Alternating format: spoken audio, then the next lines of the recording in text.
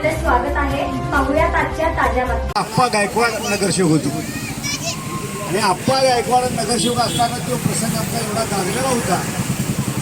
समाज तर एवढा मोठा होता तर पार्ट्यातून, परंतु त्यावेळेला मी किती वेळा त्या दोन्ही पार्ट्या सगळी एक व्हा त्याला माझी सुरुवात होती. मी तुम्हाला चौकात सांगायचं माझं तुला मी का बघत नाही, मोठे पण आपल्याला सवय नाही. आज नाव जरी मोठं माझं असलं, आज राज्याला उपाध्यक्ष असलो तरी पहिल्या सुरुवातीला मी काय होतो, माझ्या सुरुवातीच्या काळात जर मला पोलीस साथ दिली असेल त्या डवरी समाज. त्यावेळेला मी आंदोलन केलं आणि आंदोलन कसं करायचं होतं हे पण मला त्यावेळेला एवढं माहीत नव्हतं.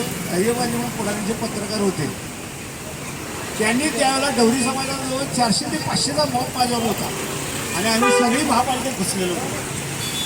आणि त्याला आयुक्त आले म्हणून आम्ही गेलो तर ते आयुक्त नव्हते. त्यावेळेला मला सांगायला लाजत का नाही, खरं आहे ते खरंच बोलायचं असते कधी. त्यावेळेला कैवालींनी मला सांगितलं की हे आयुक्त, त्यावेळेला डवरी समाजाने आम्ही अख्खं महापालिका ठरलेली होती.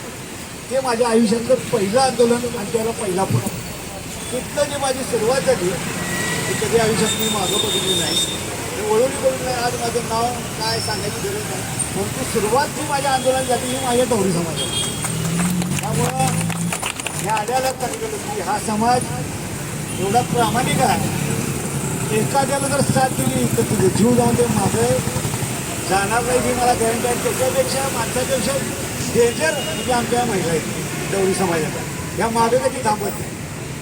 तुम्हाला सांगतो आज बाजीराव नाईकचा हा जो विषय घेतलेला आहे, मातंग समाजाला अबकडं नुसार वर्गीकरण करून 8% आरक्षण मिळण्याबाबत, तसंच यशवंत गृहनिर्माण संस्थेला 1 नंबर 1480 फुलवाडी 18 गुंठे जागा मिळालीच पाहिजे, या दोन्ही मागण्या ह्या रास्त आहेत.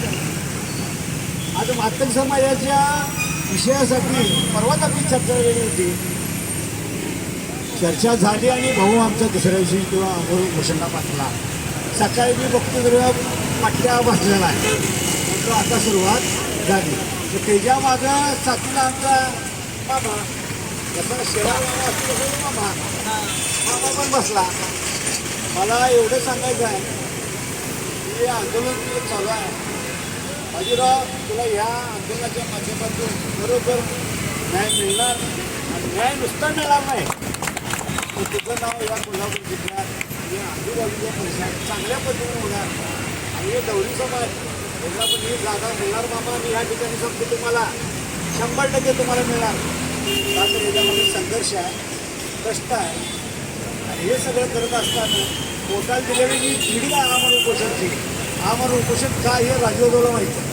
का तर महाराष्ट्राच्या IBच्या रिपोर्टला हा उपोषण करणारे मी एकटा आहे. 9 दिवस पाणी नाही, अन्न नाही. त्यावेळेला आता पाणी जर मिळतं त्याला पाणी नव्हतं. माझ्या एवढ्या केसेस टाकलेल्या होत्या, अन्याय एवढा केलता. जेलमध्ये मी गेलतो तर जेलमध्ये 12 दिवस पाणी नाही, अन्न नाही. त्यावेळेला बाहेर सगळा मीडिया होता, तर त्यांना माहीत नव्हतं माझं आंदोलन चालू आहे आणि मी तर मरणाजाळं टेकलेलो. 12 दिवस पाणी नाही, अन्न नाही, माणूस 16 दिवस टिकतोय. आता मेलो तर यांना सोडायचं नाही म्हटलं, अन्याय सहन करायचं नाही. जेलमध्ये 13व्या दिवशी सगळे अधिकारी आले, हात टेकले, केसेस मागे येतो म्हटले, मग लिंबू पाणी मला दिलं. अख्ख्या जेल उभारून टाळ्या वाजवल्या त्यावेळेला. मी खरोखर हे आंदोलन मामा हे आमरण उपोषण काय आहे ते मला चांगलं माहिती आहे. हे येणाऱ्या जाणाऱ्याच की लई भारी वाटते.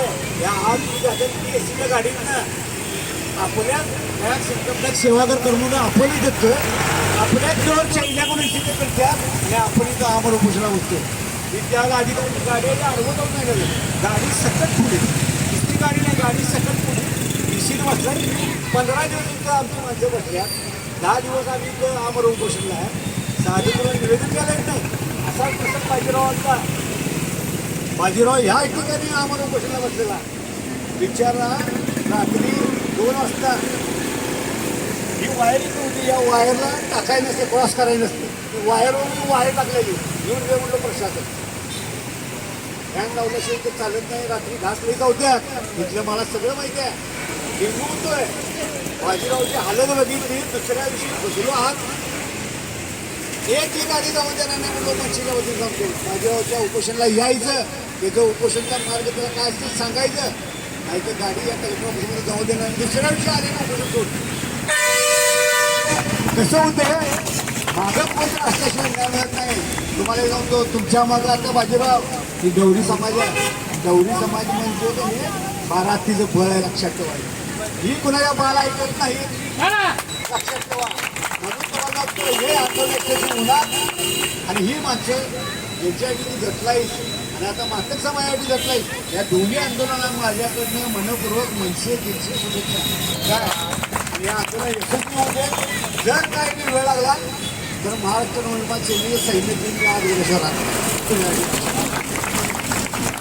आज मला काय एवढी समाजाला जागा आणि माझ्या नायकांचा एवढी समाजाला जागा, मातंग समाजाला आरक्षण.